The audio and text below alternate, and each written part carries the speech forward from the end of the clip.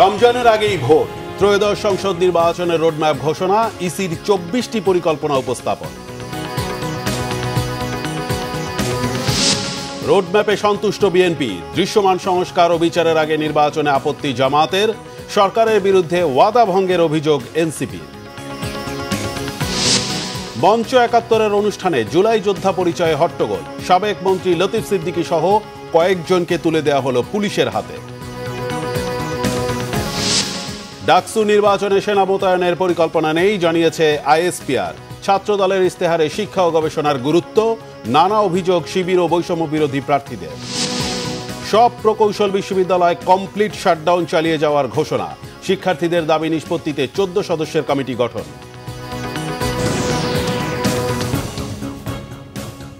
দেখছিলেন crown cement সংবাদ শিরোনাম। এবারে বিস্তারিত। ত্রয়োদশ জাতীয় সংসদ নির্বাচন সামনে রেখে রোডম্যাপ চূড়ান্ত করেছে নির্বাচন কমিশন। নির্বাচন নিয়ে ২৪টি পরিকল্পনা পেশ করেছে ইসি। ভোট হবে রোজার আগেই। নির্বাচন ভবনের মিডিয়া সেন্টারে দুপুরে এসব তথ্য জানান কমিশনের সিনিয়র সচিব আক্তার আহমেদ। জানান, নির্বাচনের নিরাপত্তা নিশ্চিতের দায়িত্ব স্বরাষ্ট্র মন্ত্রণালয়ের। মামুন আব্দুল্লাহর প্রতিবেদন। ত্রয়োদশ জাতীয় সংসদ নির্বাচন সামনে রেখে সবার নজর এখন নির্বাচন কমিশনের দিকে। ২০২৬-এর ফেব্রুয়ারিতে ভোট গ্রহণের লক্ষ্যে নির্বাচন কমিশনও ধাপে ধাপে এগুচ্ছে। এই ধারাবাহিকতায় বৃহস্পতিবার দুপুরে নির্বাচন ভবনের মিডিয়া সেন্টারে ব্রিফ করেন ইসির সিনিয়র সচিব আক্তার আহমেদ। ঘোষণা করা হয় জাতীয় নির্বাচনের রোডম্যাপ।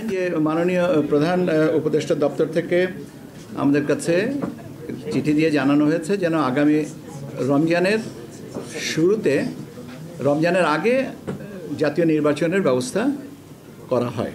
ইসি সচিব জানান, সেপ্টেম্বরেই নতুন রাজনৈতিক দলের চূড়ান্ত প্রজ্ঞাপন প্রকাশ করবে ইসি। সংসদীয় আসনের সীমানা নির্ধারণের চূড়ান্ত গেজেট আর জিআইএস ম্যাপও প্রকাশ করা হবে সেপ্টেম্বরেই। নতুন রাজনৈতিক দলের নিবন্ধনের যে কার্যক্রম আপনারা জানেন যে আমরা মাঠ পর্যায়ে তথ্য যাচাইয়ের জন্য পাঠিয়েছি। আশা করছি যে এটা আমরা সেপ্টেম্বরের ভিতরে কমপ্লিট করতে পারবো। আপনারা জানেন যে আমরা সীমানা নিয়ে যে শুনানি ছিল সে শুনানিটা কমপ্লিট করেছি। মোটামুটিভাবে ধারণা যে আগামী 15ই সেপ্টেম্বরের ভিতরে এইগুলোকে চূড়ান্ত করতে পারবো এবং আপনার জিআইএসএ ম্যাপ এই জাতীয় যে কাজগুলো আছে সেগুলো আমরা 30শে সেপ্টেম্বরের ভিতরে কমপ্লিট করব। ভোট কেন্দ্রের খসড়া তালিকা প্রকাশ হবে অক্টোবরে, আর দেশীয় পর্যবেক্ষকদের নিবন্ধন ও চূড়ান্ত ভোটার তালিকা প্রকাশ করা হবে 30শে নভেম্বর। কারাবন্দীদের ভোটাধিকার নিশ্চিত করতে ভোটের 2 সপ্তাহ আগেই ব্যালট পৌঁছে দেওয়ার পরিকল্পনা রয়েছে নির্বাচন কমিশনের। অংশীজনের সাথে সংলাপ, এটা আমরা সেপ্টেম্বরের শেষে থেকে শুরু করে নভেম্বরের 1 থেকে 1.5 মাসের মধ্যে আমরা কমপ্লিট করব। এবার এই প্রবাসীরা বাংলাদেশে যে বিদেশে আছেন, অবস্থান করছেন, তারা ভোট দেওয়ার সুযোগ পাবেন এবং সেই ব্যবস্থাটাই আমরা করছি। পর্যবেক্ষক নিবন্ধন, ভোটার তালিকা, সীমানা নির্ধারণ সহ সব কাজ সময় মতোই শেষ করা হবে বলে জানান ইসি সচিব। 3টা ভোটার তালিকা এবার প্রকাশিত হবে এবং একটা হয়ে গেছে 2রা মার্চ, এখন আরেকটা যেটা হচ্ছে সেটা হচ্ছে 31শে অগস্ট, আর এর পরবর্তীতে আমরা 31শে অক্টোবর পর্যন্ত যাদের বয়স 18 বছর হবে তাদেরকে নিয়ে একটা ভোটার তালিকা করব, যেটা আমরা কমপ্লিট করব by the end of November. Vote গ্রহণের তারিখের 60 দিন আগে আমরা তফসিল ঘোষণা করব। রোডম্যাপ অনুযায়ী সব প্রস্তুতি নিচ্ছে কমিশন। নির্ধারিত সময়ে সব কাজ শেষ হলে ভোট আয়োজন নিয়ে বড় কোনো জটিলতা থাকবে না বলেও জানান নির্বাচন কমিশনের এই সচিব। মামুন আব্দুল্লাহ, বাংলা ভিশন, ঢাকা। আগামী জাতীয় সংসদ নির্বাচন নিয়ে ইসি ঘোষিত রোডম্যাপ নিয়ে সন্তোষ প্রকাশ করে একে স্বাগত জানিয়েছে বিএনপি। দলটির মহাসচিব মির্জা ফখরুল ইসলাম আলমগীর এই তথ্য জানিয়েছেন। যে আপনি জনগণের সমর্থনে আপনি একটা সরকার গঠন করবেন এবং দেশের সমস্যাগুলো সমাধান করবার জন্য আপনি পদক্ষেপ নিতে পারবেন। যে ম্যান্ডেট আর পিপুলের কাছ থেকে পাবেন, ওটাই আপনার শক্তি। তখন আপনার কাউকে ভয় করতে হবে না। মানুষ এই অনিশ্চয়তা থেকে বেরিয়ে আসার জন্য নির্বাচনটা চাচ্ছে ভীষণভাবে। সব ধরনের মানুষ, নট অনলি যে আমরা রাজনৈতিক দলগুলো চাচ্ছি, এভরিবডি। আপনার ইভেন ওই পানের দোকানদার থেকে শুরু করে একদম ইন্ডাস্ট্রিয়ালিস্ট পর্যন্ত, they want that this election should be done immediately. বিএনপির স্থায়ী কমিটির সদস্য হাফিজউদ্দিন আহমেদ বলেছেন, নির্বাচন ঠেকাতে অক্লান্ত পরিশ্রম করে যাচ্ছে একটি রাজনৈতিক দল। জিতবে না জেনেও বিএনপি ঠেকানোই তাদের একমাত্র চেষ্টা। আর স্থায়ী কমিটির আরেক সদস্য আমির খসরু মাহমুদ চৌধুরী বলেছেন, শেখ হাসিনা পালিয়ে যাবার পর জনগণের মনোজগতে যে পরিবর্তন এসেছে তা বুঝতে ব্যর্থ হলে যে কোনো রাজনৈতিক দলের ভবিষ্যৎ অন্ধকার। আহমেদ সরোয়ারের রিপোর্ট। রাজধানীর একটি হোটেলে বৃহস্পতিবার চতুর্থ জাতীয় শিশু ও যুব সম্মেলন আয়োজন করে ওয়ার্ল্ড ভিশন। এতে বিএনপি স্থায়ী কমিটির সদস্য আমির খসরু মাহমুদ চৌধুরী বলেন, সবাইকে ডাক্তার ইঞ্জিনিয়ার হতে হবে, এ ধারণা থেকে বেরিয়ে আসতে হবে। বাংলাদেশে দক্ষতার বড় অভাব উল্লেখ করে এটিকে দেশের অগ্রযাত্রায় বড় বাধা বলে মন্তব্য করেন তিনি। একজন ফ্যাসিস্ট ডিক্টেটর পালিয়ে যাওয়ার পরে বাংলাদেশের সকলের মনোজগতে একটা বড় পরিবর্তন হয়েছে না? বিশাল পরিবর্তন হয়েছে। যদি এই প্রত্যাশা যে মনোজগতের যে পরিবর্তন হয়েছে, যে সমস্ত রাজনীতিবিদ, যে সমস্ত রাজনৈতিক দল এই মনোজগতের পরিবর্তন বুঝতে পারবে না, এই প্রত্যাশা আকাঙ্ক্ষা বুঝতে পারবে না, তাদের কোনো ভবিষ্যৎ নেই। রাজনীতিতে গণতন্ত্রায়ন করলে যথেষ্ট নয়। আপনি যদি অর্থনীতিকে গণতন্ত্রায়ন করতে না পারেন, তাহলে তো কোনো রাজনীতি কাজ করবে না, গণতন্ত্র কাজ করবে না। জাতীয় প্রেস ক্লাবে জাতীয়তাবাদী মুক্তিযোদ্ধা দলের এক আলোচনায় হাফিজউদ্দিন আহমেদ বলেন, ৭১ যুদ্ধ করেছিলেন যে গণতন্ত্রের জন্য, আজও সেই গণতন্ত্র প্রতিষ্ঠা হয়নি। তিনি বলেন, শেখ হাসিনা গণতন্ত্রকে ধ্বংস করে গেছে। নতুন বাংলাদেশ গড়তে চান জানিয়ে তিনি বলেন, যারা দেশের স্বাধীনতা সার্বভৌমত্ব নষ্ট করতে চায়, জনগণ তাদের প্রতিহত করবে। অদ্ভুত এক রাজনৈতিক দল, তারা শুধু যে 1971 সালে স্বাধীনতা যুদ্ধে বিরোধিতা করছে তাই নয়, 1947 সালে পাকিস্তান প্রতিষ্ঠার বিরোধিতা করেছে। এই দল এখন জনগণের মালিক মুক্তার হয়ে বসতে চায়। তারা ইতিমধ্যেই উপলব্ধি করেছে যে নির্বাচনে তাদের কোনো সুযোগ নাই, জনগণ তাদেরকে ভোট দিবে না। তাদের এখন একমাত্র চেষ্টা হলো বিএনপি ঠেকাও, বিএনপি যেন রাষ্ট্র ক্ষমতায় না আসতে পারে। সুতরাং নির্বাচনী আর দরকার নেই, নির্বাচনকে বিলম্বিত করার জন্য তারা অক্লান্ত পরিশ্রম করে যাচ্ছে। আলোচকরা বলেন, দেশের মালিক জনগণ, দেশ কিভাবে চলবে নির্বাচনের মধ্য দিয়ে ঠিক করবে তারাই। কোন দেশ শেখ হাসিনাকে, তার মতন একটা ক্রিমিনালকে সসম্মানে দিল্লিতে রেখেছে? আহমেদ সরোয়ার, বাংলা ভিশন, ঢাকা। এদিকে এই মুহূর্তে নির্বাচনের রোড ম্যাপ ঘোষণায় পুরোপুরি সন্তুষ্ট নয় বাংলাদেশ জামাত ইসলামী। এমন মন্তব্য করেছেন দলটির নায়েবে আমির সৈয়দ আব্দুল্লাহ মোহাম্মদ তাহের। প্রেস ক্লাবে সাংবাদিকদের কাছে এই মন্তব্য করেন তিনি। আব্দুল্লাহ মোহাম্মদ তাহের বলেন, নির্বাচন পদ্ধতি ও সংস্কার নিয়ে সরকার চূড়ান্ত সিদ্ধান্ত সন্নিবেশিত করে রোডম্যাপ ঘোষণা করলে সেটি ভালো হতো। তাই সুষ্ঠু নির্বাচন নিয়ে শঙ্কা প্রকাশ করেন তিনি। এর আগে সংখ্যানুপাতিক পদ্ধতিতে আগামী জাতীয় নির্বাচন এবং প্রয়োজনীয় রাষ্ট্র সংস্কার ও অভ্যুত্থানে গণহত্যার বিচারের দাবিতে এক সেমিনারে যোগ দেন তিনি। অভিযোগ করেন, সংস্কার নিয়ে দেশে নতুন ষড়যন্ত্র শুরু হয়েছে। সংস্কার ও বিচার দৃশ্যমান হওয়ার আগে বাংলাদেশে কোনো নির্বাচন হবে না বলে হুঁশিয়ার করে দেন জামাতের নায়েবে আমির।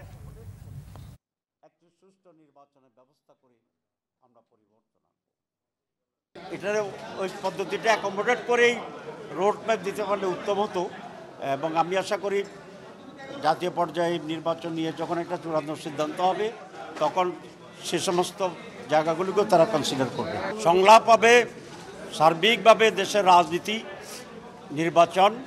নির্বাচন পদ্ধতি, সংস্কার সব মিলে তো সকলকে একটা জায়গায় আসতেও হবে। যদি সকলের এক জায়গায় না আসে, নির্বাচন কেউ করবে কেউ করবে না, কেউ বাধা দিবে, তাহলে দেশে তো আবার একটা বিশৃঙ্খলা হবে। জুলাই সনদ চূড়ান্ত করার আগেই নির্বাচনের রোডম্যাপ ঘোষণাকে অন্তর্বর্তী সরকারের প্রতিশ্রুতি ভঙ্গ বলেছে জাতীয় নাগরিক পার্টি এনসিপি।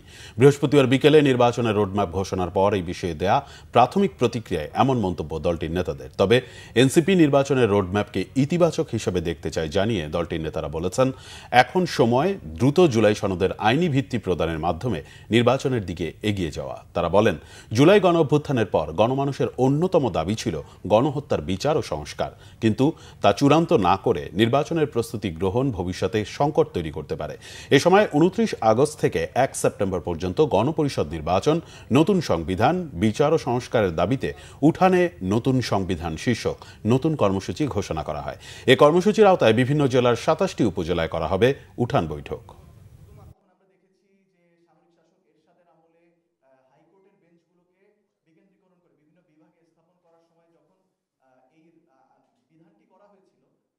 জুলাই সনদ চূড়ান্ত না করে এবং জুলাই সনদ বাস্তবায়নের প্রক্রিয়া নিয়ে কোনো সিদ্ধান্তে উপনীত না হয়ে নির্বাচনের রোডম্যাপ ঘোষণা ঐক্যমত কমিশন এবং অন্তর্বর্তীকালীন সরকারের প্রতিশ্রুতি ভঙ্গের শামিল। আমরা মনে করি ফ্যাসিবাদী ব্যবস্থা থেকে রাষ্ট্রের গণতান্ত্রিক রূপান্তরের জন্য নির্বাচন আয়োজন প্রয়োজন। আমরা কোনোভাবেই নির্বাচন বিরোধী নয়। সেদিক থেকে রোডম্যাপ ঘোষণাকে ইতিবাচক, তবে যত দ্রুত জুলাই সনদের আইনি ভিত্তি হবে তত দ্রুত নির্বাচনের দিকে যাওয়া যাবে। ডিবি কার্যালয়ে নেওয়া হয়েছে সাবেক মন্ত্রী আব্দুল লতিফ সিদ্দিকী সহ কয়েকজনকে। দুপুরে ঢাকা রিপোর্টার্স ইউনিটিতে মঞ্চ ৭১ নামে একটি সংগঠনের অনুষ্ঠানে যোগ দিলে সেখানে তাদের অবরুদ্ধ করে রাখেন জুলাই যোদ্ধা দাবি করা কিছু ব্যক্তি। অনাকাঙ্ক্ষিত পরিস্থিতি এড়াতে তাদের হেফাজতে নেওয়া হয় বলে জানায় পুলিশ। আরও জানাচ্ছেন আসমা আক্তার নূপুর। সকালে ঢাকা রিপোর্টার্স ইউনিটির শফিকুল মিলনায়তনে এক গোল টেবিল বৈঠকের আয়োজন করে মঞ্চ ৭১। এতে শিক্ষক ও আইনজীবীদের পাশাপাশি অতিথি হিসেবে যোগ দেন কার্যক্রম নিষিদ্ধ আওয়ামী লীগের সভাপতি মণ্ডলীর বহিষ্কৃত সদস্য ও সাবেক মন্ত্রী আব্দুল লতিফ সিদ্দিকী। সকাল ১১টার দিকে নানা স্লোগানে আলামিন রাসেলের নেতৃত্বে জুলাই যোদ্ধা পরিচয়ে কয়েকজন অনুষ্ঠান স্থল ঘেরাও করে। অনুষ্ঠানে অংশগ্রহণকারীদের হেনস্থা করে তারা।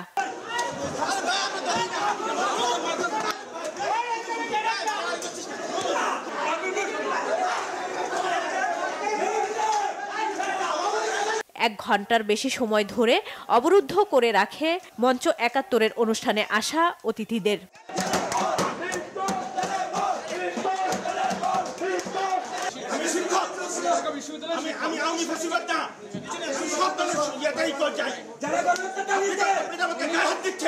অবরোধকারীদের দাবি, আলোচনা সভার আড়ালে করা হচ্ছিল ষড়যন্ত্র। মঞ্চ ৭১ তারা যথাসময়ে রিপোর্টার্স ইউনিটি প্রোগ্রাম শুরু করেছিল। আমাদের বিভিন্ন হোয়াটসঅ্যাপ গ্রুপের মাধ্যমে জুলাই যোদ্ধা ২৪-এর গণ অভ্যুত্থান আন্দোলনে অংশগ্রহণকারী স্টেক হোল্ডারগণ এখানে সমবেত হয়েছে। আমরা বারংবার আপনাদের মাধ্যমে তাদেরকে আমরা অনুরোধ করছি আপনারা প্রোগ্রাম ক্লোজ করে চলে যান। তারা আমাদের সাথে বাকবিতণ্ডা জড়িত হয়েছে। পরে পুলিশ এসে লতিফ সিদ্দিকী সহ অবরুদ্ধ ব্যক্তিদের নিয়ে যায়। এ বিষয়ে আইন অনুযায়ী ব্যবস্থা নেওয়া হবে বলে জানায় পুলিশ। আমরা খবর পেয়েছি যে এখানে আপনারা দেখেন লতিফ সিদ্দিকী সহ আওয়ামী লীগ এবং যুবলীগের নাকি এখানে জড়ো হয়েছিল, মিটিং করছিল। ওই খবর পেয়ে আমরা আসছি, এসে আপনারা দেখছেন যে এরা মানে জনগণই আমাদের হাতে তুলে দিয়েছে। আমরা এখনো যাই না যে কে আসলে মুক্তিযোদ্ধাকে, আমরা এটা যাচাই বাছাই করবো। যাচাই করে লিগাল যে প্রসিডিউর হবে, আইনগত ব্যবস্থা, সেটা আমরা পদক্ষেপ গ্রহণ করব। বিকেলে লতিফ সিদ্দিকী সহ অন্যদের গোয়েন্দা পুলিশ কার্যালয়ে নেওয়া হয় বলে জানায় পুলিশ। আসমা আক্তার নূপুর, বাংলাভিশন, ঢাকা। গুম প্রতিরোধ, প্রতিকার ও সুরক্ষা অধ্যাদেশের নীতিগত অনুমোদন দিয়েছে উপদেষ্টা পরিষদ। বৃহস্পতিবার প্রধান উপদেষ্টা ডক্টর মোহাম্মদ ইউনূসের সভাপতিত্বে উপদেষ্টা পরিষদের বৈঠকে এই অনুমোদন দেওয়া হয়। পরবর্তীতে অধ্যাদেশের খসড়া তৈরির নির্দেশনা দেন প্রধান উপদেষ্টা। এছাড়া চিলাহাটি সহ ৩টি স্থলবন্দর বন্ধের অনুমোদনও দেয় উপদেষ্টা পরিষদ। আলোচনা হয় প্রকৌশল বিশ্ববিদ্যালয়ের শিক্ষার্থীদের আন্দোলন নিয়েও। প্রধান উপদেষ্টার কার্যালয়ে অনুষ্ঠিত বিনিয়োগ পরিস্থিতি নিয়ে আরেকটি বৈঠকও হয়েছে। এতে দেশে বিনিয়োগ হার বৈশ্বিক হারের সাথে সামঞ্জস্যপূর্ণ বলে জানান প্রধান উপদেষ্টার আন্তর্জাতিক বিষয়ক বিশেষ দূত লুৎফে সিদ্দিকী। পরে রাজধানীর ফরেন সার্ভিস একাডেমিতে উপদেষ্টা পরিষদের বৈঠক নিয়ে ব্রিফিং করেন প্রধান উপদেষ্টার প্রেস সচিব শফিকুল আলম।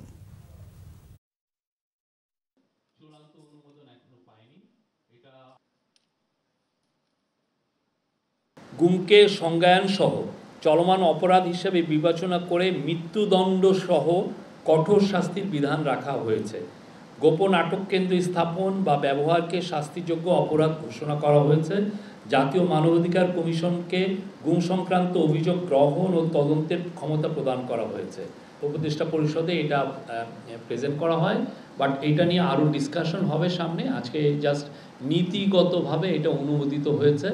সামনের আরও মিটিংগুলোতে এটা চূড়ান্ত অনুমোদনের জন্য এটাকে আবার নিয়ে আসা হবে। স্বাস্থ্য পরীক্ষার জন্য বিএনপি চেয়ারপারসন বেগম খালেদা জিয়াকে হাসপাতালে নেওয়া হয়েছে। পরীক্ষা নিরীক্ষা শেষে রাতেই তার বাসায় ফেরার কথা রয়েছে। বৃহস্পতিবার রাত 8:45-টার দিকে গুলশানের বাসভবনে ফিরোজা থেকে খালেদা জিয়াকে বহনকারী গাড়ি হাসপাতালের উদ্দেশ্যে রওনা হয়। রাত 8:30টায় তিনি এভার কেয়ার হাসপাতালে পৌঁছান। এর আগে গত 8 জানুয়ারি উন্নত চিকিৎসার জন্য লন্ডন নেওয়া হয় সাবেক প্রধানমন্ত্রী খালেদা জিয়াকে। লন্ডন ক্লিনিকে 17 দিন চিকিৎসাধীন থাকার পর 25 জানুয়ারি খালেদা জিয়া তার ছেলে তারেক রহমানের বাসায় লন্ডনের ক্লিনিকের বিশেষজ্ঞ চিকিৎসক অধ্যাপক প্যাট্রিক কেনেডি ও অধ্যাপক জেনিফার ক্রসের তত্ত্বাবধানে চিকিৎসা নেন। যুক্তরাজ্যের লন্ডনে উন্নত চিকিৎসা শেষে গত 6 মে দেশে ফেরেন তিনি।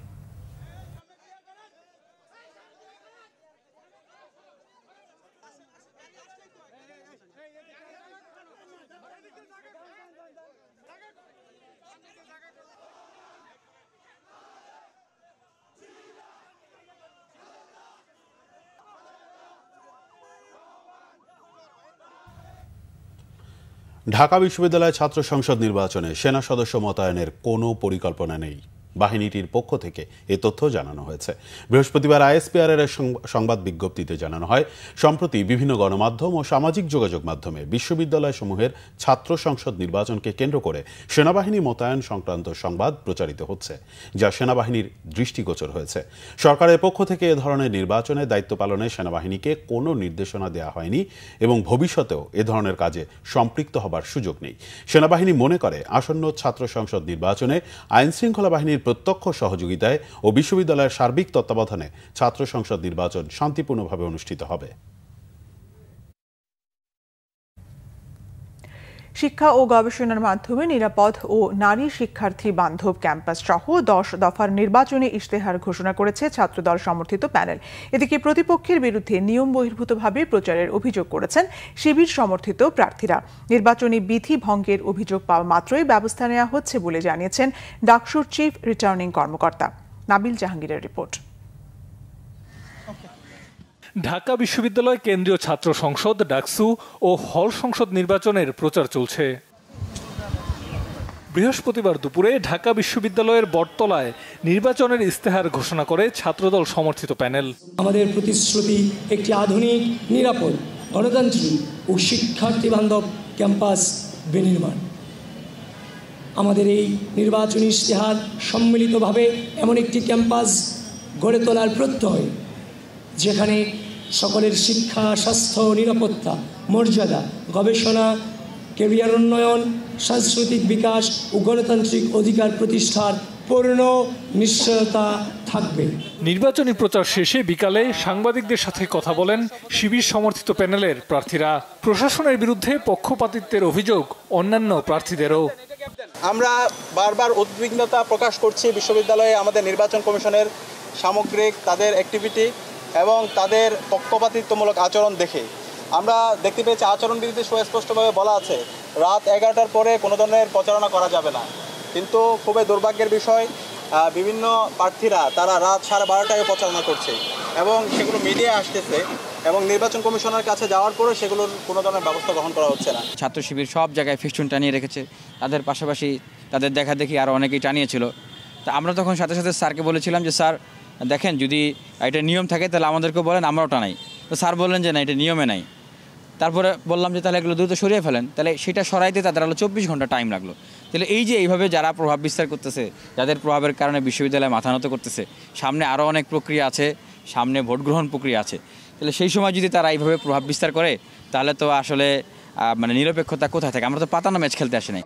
ডাকসুর চিফ রিটার্নিং কর্মকর্তার অফিস জানায়, আচরণবিধি লঙ্ঘনের অভিযোগ পাওয়া মাত্রই ব্যবস্থা নেওয়া হচ্ছে।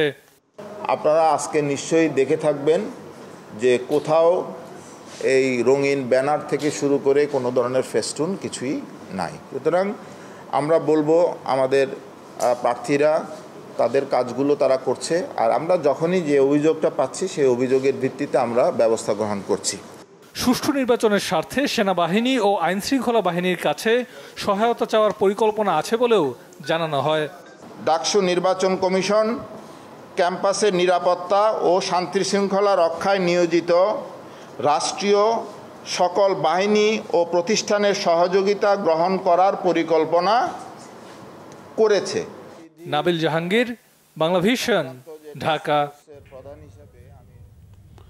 দীর্ঘ ৩৫ বছরের অপেক্ষার পর অবশেষে আগামী ১২ই অক্টোবর হতে যাচ্ছে চট্টগ্রাম বিশ্ববিদ্যালয় কেন্দ্রীয় ছাত্র সংসদ চাকসু নির্বাচন।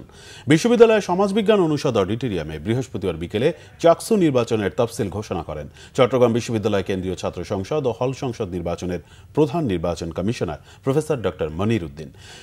তফসিল অনুযায়ী ৫ সেপ্টেম্বর খসড়া ভোটার তালিকা প্রকাশ, ১৫ই সেপ্টেম্বর চূড়ান্ত ভোটার তালিকা প্রকাশ, ১৮ই সেপ্টেম্বর মনোনয়নপত্র বিতরণ করা হবে। মনোনয়নপত্র জমাদানের শেষ তারিখ ২১ সেপ্টেম্বর, ২২ সেপ্টেম্বর মনোনয়ন যাচাই বাছাই ও ২৫ সেপ্টেম্বর প্রার্থীদের প্রাথমিক তালিকা প্রকাশ করা হবে।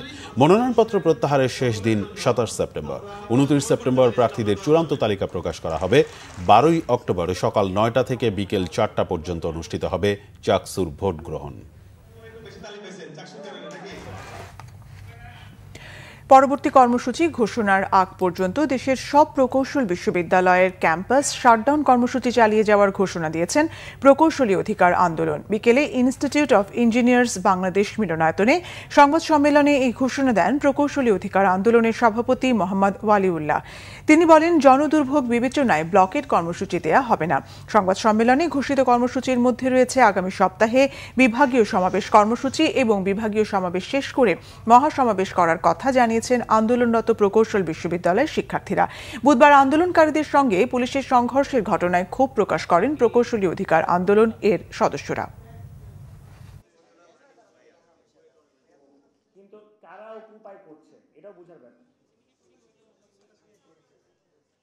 ক্যাম্পাসগুলোতে পরবর্তী নোটিশ না দেওয়া পর্যন্ত কমপ্লিট শাটডাউন চলবে। ২ নম্বরে আমাদের সামনের সপ্তাহে সকল বিভাগে প্রকৌশলী বিভাগীয় সমাবেশ সম্পূর্ণ হবে এবং সপ্তাহ শেষে প্রকৌশলীদের একটি জাতীয় সমাবেশ আমরা সম্পন্ন করব। আমরা কমিশনকে ১৫ দিনের সময় দিয়েছিলাম, নতুন যে কমিটিকে, সেটা আমাদের অ্যাক্টিভিটি আমরা নজরে রাখব এবং আমরা যে দাবিটা দিয়েছি সেই অনুযায়ী কমিটি কাজ করছে কিনা এটার কোনো ব্যর্থ হলে আমরা ইমিডিয়েট আমাদের কঠোর কর্মসূচির দিকে যাব। বিএসসি প্রকৌশলী ও ডিপ্লোমা প্রকৌশলীদের সমস্যা সমাধানে ১৪ সদস্যের ওয়ার্কিং কমিটি গঠন করা হয়েছে। বৃহস্পতিবার সরকার গঠিত কমিটির বৈঠক শেষে এ তথ্য জানান বন, পরিবেশ ও জলবায়ু উপদেষ্টা সৈয়দা রিজওয়ানা হাসান। বৈঠক শেষে কমিটির সভাপতি বিদ্যুৎ ও জ্বালানি উপদেষ্টা ফজল কবির খান বলেন, কমিটি কিভাবে কাজ করবে সেটি নির্ধারণ করা হয়েছে। দুপক্ষের দাবির বিষয়গুলো পর্যালোচনা করা হচ্ছে। বন ও পরিবেশ উপদেষ্টা বলেন, প্রকৌশলী নিয়োগের সাথে সংশ্লিষ্ট সরকারের বিভিন্ন প্রতিষ্ঠান ও একাডেমিক প্রতিষ্ঠানের সদস্যদের যুক্ত করে ওয়ার্কিং কমিটি গঠন করা হয়েছে। তারা সব বিষয় পর্যালোচনা করবে। দীর্ঘদিনের সমস্যা চাইলেই রাতারাতি সমাধান করা যায় না বলেও মন্তব্য করেন তিনি। সংক্ষুব্ধরা চাইলে সরকার গঠিত কমিটি বা ওয়ার্কিং কমিটির কাছে তাদের দাবি জানাতে পারেন, তবে আন্দোলনের নামে জনদুর্ভোগ তৈরির সুযোগ নেই।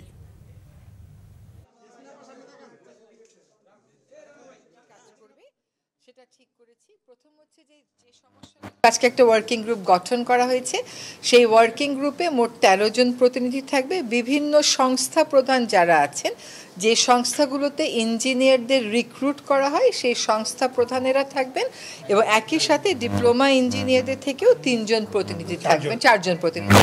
যারা বিভিন্ন বিষয়ে দাবি দাওয়া নিয়ে আন্দোলন করছেন তাদের একটা প্রতিনিধি দল সকল সময়ে সরকারের আমাদের সাথেও বসতে পারেন, ওয়ার্কিং গ্রুপের সাথেও বসতে পারেন, জনদুর্ভোগের সৃষ্টি যেন না করে। এটা রাতারাতি, এতদিনের সমস্যা রাতারাতি সমাধানের বিষয় না। আমাদেরকে ১ মাস সময় দেওয়া হয়েছে।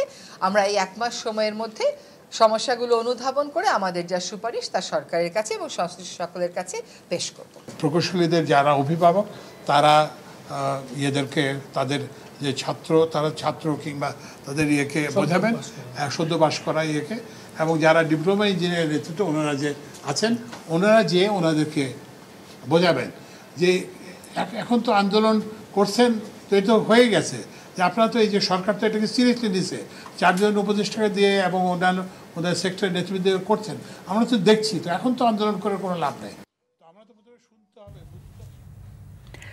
ভারতীয় সীমান্তরক্ষী বাহিনীর মহাপরিচালক বলেছেন, আত্মরক্ষার্থে গুলি চালায় বিএসএফ। যারা আক্রমণের শিকার তারা সবাই অপরাধী বলেও মন্তব্য তার। তবে বর্ডার গার্ড বাংলাদেশ বিজিবির মহাপরিচালক জানান, বাংলাদেশি শিশুদেরও প্রকাশ্য দিবালোকে গুলি করে হত্যা করেছে বিএসএফ। শিশুরা সীমান্ত নিরাপত্তার জন্য কতটুকু ঝুঁকিপূর্ণ এমন প্রশ্ন রাখেন তিনি। দুই বাহিনীর সীমান্ত সম্মেলন শেষে যৌথ ব্রিফিংয়ে তারা এসব কথা বলেন। SM ফাইজের রিপোর্টে বিস্তারিত।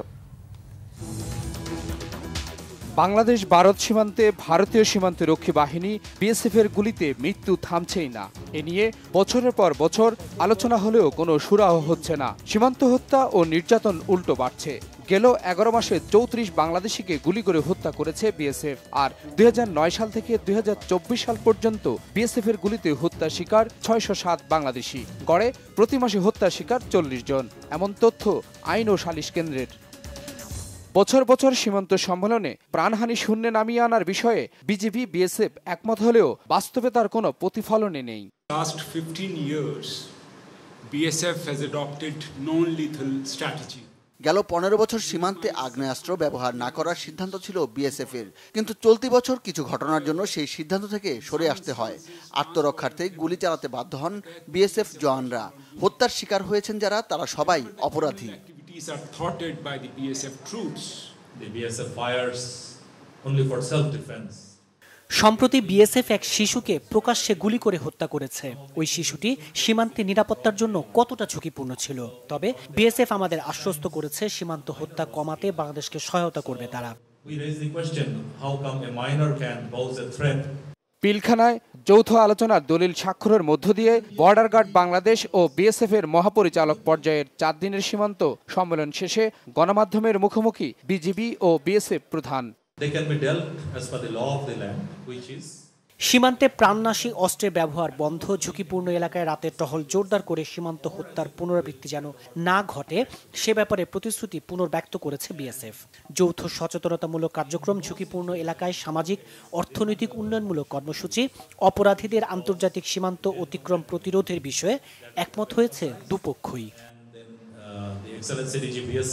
All Bangladeshi nationals who are found illegally যথাযথ প্রক্রিয়া অনুসরণ করেই শুধু যারা অবৈধ অনুপ্রবেশকারী তাদেরই নিয়ম মেনে পুশিং করা হচ্ছে বাংলাদেশে।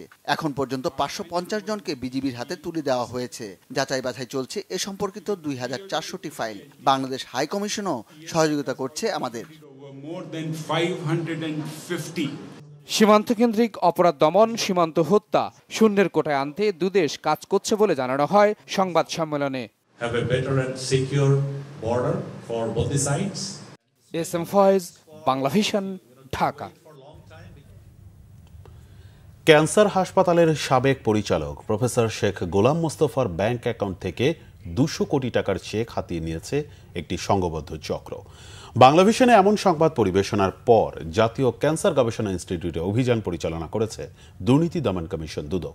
বৃহস্পতিবার সংস্থাটির 2 সদস্যের টিম নথিপত্র জব্দে ক্যান্সার হাসপাতাল সহ বিভিন্ন জায়গায় অভিযান চালায়। দুদকের অভিযোগে বলা হয়েছে, চলতি বছরের জানুয়ারিতে ডাক্তার গোলাম মোস্তফা স্বাস্থ্য উপদেষ্টা হওয়ার আশায় এক সমন্বয়ক গ্রুপকে 10 লাখ টাকা নগদ এবং 200 কোটি টাকার 4টি চেক দেন। তার ভিত্তিতে গোলাম মোস্তফার অবৈধ সম্পদের ফিরিস্তি খুঁজতে তার সাবেক কর্মস্থল ক্যান্সার হাসপাতাল থেকে তার সময়কালের নথিপত্র জব্দ করে দুদক। অভিযানকারী দল বলছে, 200 কোটি টাকার চেকের নথি ও অন্যান্য কাগজপত্র বিশ্লেষণ করে পরবর্তী পদক্ষেপ নেবেন তারা।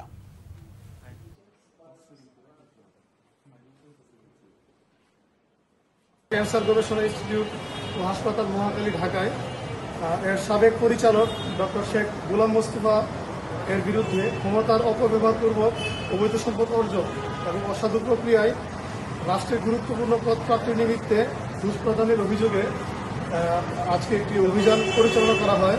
আপনারা জানেন, অতি সম্প্রতি গণমাধ্যমে এসেছেন যে একজন উপদেষ্টা পদ লাগিয়ে নেওয়ার জন্য প্রায় 200 কোটি টাকার একটি 200 কোটি টাকার প্রায় 4টি চেক দিয়েছিলেন। এই অভিযোগের প্রেক্ষিতে আজকে আমরা এনফোর্সমেন্ট ইউনিট থেকে একটি অভিযান পরিচালনা করেছি এবং অভিযোগ সংশ্লিষ্ট রেকর্ডপত্র কিছু সংগ্রহ করা হয়েছে, আরও কিছু রেকর্ডপত্র সংগ্রহ করা বাকি। আমরা সেক্ষেত্রে সমস্ত রেকর্ডপত্র সংগ্রহ করে এবং পর্যালোচনা ও যাচাই বাছাই করে আমরা কমিশন বরাবর এনফোর্সমেন্ট প্রতিবেদন দাখিল করা হবে। ধন্যবাদ। এদিকে ভয়ভীতি ও মব সৃষ্টির মাধ্যমে নগদ অর্থ ও 200 কোটি টাকার চেক হাতিয়ে নিয়েছে একটি চক্র, এমন অভিযোগ করেছেন জাতীয় ক্যান্সার হাসপাতালের সাবেক পরিচালক ডাক্তার শেখ গোলাম মোস্তফা। সকালে ক্রাইম রিপোর্টার্স অ্যাসোসিয়েশন ক্র্যাবে এক সংবাদ সম্মেলনে এমন অভিযোগ করেন তিনি। অভিযোগ করেন গেল মার্চ মাসে বেশ কয়েকজন লোক তার চেম্বারে যান, এরপর নগদ 15 লাখ টাকা ও চেক নিয়ে সেখান থেকে সরে পড়েন তারা। চেক হাতিয়ে নেওয়া মূল অভিযুক্ত জাদু মিয়া জাতীয় পার্টির সাবেক এমপি হিসেবে পরিচয় দিয়েছেন বলে দাবি এই চিকিৎসকের। এই ঘটনায় রাজধানীর বনানী থানার একটি সাধারণ ডায়েরি করেছেন ডাক্তার শেখ গোলাম মোস্তফা। অভিযুক্তদের দ্রুত আইনের আওতায় আনার দাবি তার।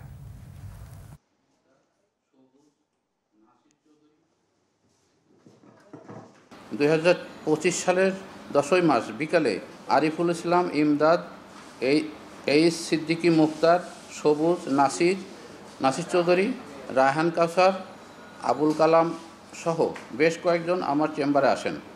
এ সময় তারা আমাকে অন্তর্বর্তী সরকারকে সহযোগিতা করার অনুরোধ করেন। তারা আমাকে বলেন, আপনি ইতিপূর্বে যেহেতু ওএসডি ছিলেন, তাই আপনাকে আমরা চাই ভালো কাজের সুযোগ নিয়ে দিতে। বেঁচে থাকতে ছেলের হত্যাকারীদের বিচার দেখে যাওয়ার আকুতি জানিয়েছেন আবু সাইদের বাবা। জুলাই গণ অভ্যুত্থানের প্রথম শহীদ আবু সাইদের বাবা মকবুল হোসেন সাক্ষ্য দেওয়ার সময় আদালতের কাছে এই দাবি জানিয়েছেন। সকাল 11:30টায় বিচারপতি নজরুল ইসলাম চৌধুরীর নেতৃত্বে 3 সদস্যের আন্তর্জাতিক অপরাধ ট্রাইব্যুনাল 2-এ আবু সাইদ হত্যা মামলার সাক্ষ্য গ্রহণ শুরু হয় আবু সাইদের বাবাকে দিয়ে। এ সময় মকবুল হোসেন আদালতে বলেন, 2024 সালের 16 জুলাই মাঠে কাজ থেকে বাড়ি ফিরে ছেলের মৃত্যুর খবর শুনে তার মাথায় আকাশ ভেঙে পড়ে। আমির হোসেন ও সুজন চন্দ্র রায় গুলি করেছেন, এটা তিনি শুনেছেন। ওই দিন গভীর রাতে মরদেহ বাড়িতে নেওয়া হলে প্রশাসন ও পুলিশ দ্রুত লাশ দাফনের নির্দেশ দেন। তিনি প্রত্যাখ্যান করে পরের দিন 2 দফা জানাজা শেষে নিজ বাড়ির কবরস্থানে লাশ দাফন করেন। ছেলেকে তিনি এক নজর দেখেছিলেন, মাথার পেছনে জখমের চিহ্ন, সারা বুকে গুলিতে ঝাঁঝরা ও রক্তাক্ত। ছেলে হত্যার সঙ্গে জড়িতদের সর্বোচ্চ শাস্তির দাবি জানান। পরে সাক্ষ্য দেন বেসরকারি একটি টেলিভিশনের সাংবাদিক। বেগম রোকেয়া বিশ্ববিদ্যালয়ের সাবেক উপাচার্য অধ্যাপক ডক্টর হাসিবুর রশিদ সহ এই মামলার মোট আসামি 30 জন। গ্যাস, বিদ্যুৎ সংকট ও রাজনৈতিক অনিশ্চয়তায় ব্যবসায়ীদের অবস্থা দুর্বিষহ হয়ে উঠেছে বলে মন্তব্য করেছেন ব্যবসায়ী নেতারা। দেশের রাজনীতির অস্থিরতা এখন অর্থনীতির মূল সমস্যা বলে মনে করেন তারা। সকালে পলিসি রিসার্চ ইনস্টিটিউট পিআরআই আয়োজিত সামষ্টিক অর্থনীতির মাসিক পর্যালোচনা বিষয়ে আলোচনায় এ মন্তব্য করেন বাংলাদেশ চেম্বার অব ইন্ডাস্ট্রিজ সভাপতি আনোয়ারুল আলম চৌধুরী পারভেজ। অনুষ্ঠানে ব্যবসায়ীরা এলডিসি উত্তরণে দেশের প্রস্তুতি এবং ট্রাম্প ট্যারিফের সম্ভাবনা কাজে লাগানোর ব্যাপারে সন্দেহ প্রকাশ করেন। অন্য আলোচকরাও জানান, বৈদেশিক মুদ্রার রিজার্ভ পরিস্থিতি ভালো হলেও মূল্যস্ফীতি সহনীয় হয়নি। এ বিষয়ে কেন্দ্রীয় ব্যাংকের মুখ্য অর্থনীতিবিদ ডক্টর আক্তার হোসেন জানান, মূল্যস্ফীতি নিয়ন্ত্রণে সংকোচনমূলক মুদ্রানীতি অব্যাহত থাকবে। বিএনপি চেয়ারপারসন বেগম খালেদা জিয়ার উপদেষ্টা আলহাজ আমানুল্লাহ আমান বলেছেন, খুনি হাসিনা সহ সকল আওয়ামী দোসরদের বাংলার মাটিতে ফাঁসি হবে। বিকেলে কেরানীগঞ্জের তারানগর ইউনিয়ন বিএনপির প্রধান কার্যালয় উদ্বোধন এবং বিএনপির নতুন সদস্য সংগ্রহ ও নবায়ন ফর্ম বিতরণের সময় প্রধান অতিথির বক্তব্যে তিনি একথা বলেন। আমানুল্লাহ বলেন, বেগম খালেদা জিয়াকে বিনা দোষে ফ্যাসিস্ট হাসিনা জেল খাটিয়েছে। খাবারের সঙ্গে স্লো পয়জন মিশিয়ে দেওয়ায় তিনি অসুস্থ হয়ে পড়তেন। নেতাকর্মীদের ঘরে ঘরে গিয়ে সদস্য সংগ্রহ ও নবায়ন করার আহ্বানও জানান আমানুল্লাহ আমান। বেগম খালেদা জিয়া বিনা দোষে জেলে গেছে, তাকে নির্যাতন করেছে জেলখানায়, খাবারের সাথে স্লো পয়জন করেছে, অসুস্থ হয়েছে।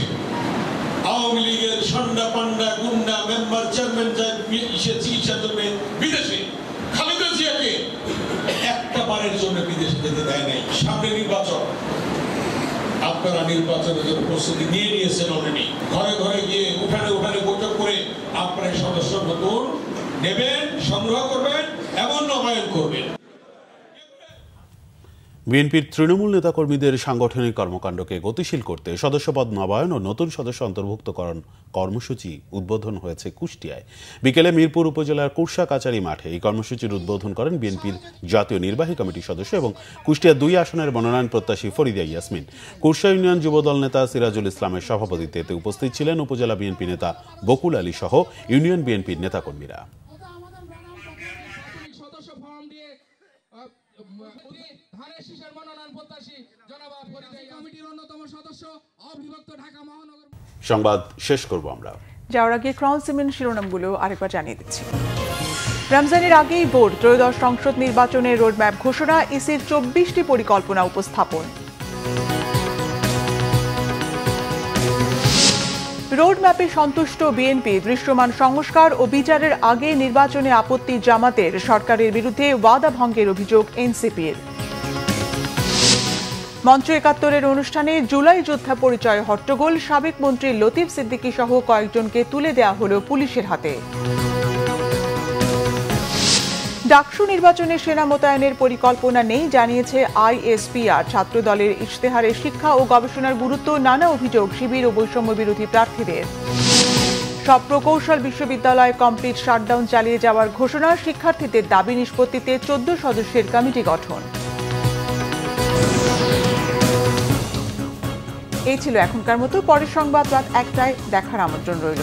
এতক্ষণ সাথে থাকায় ধন্যবাদ। শুভরাত্রি।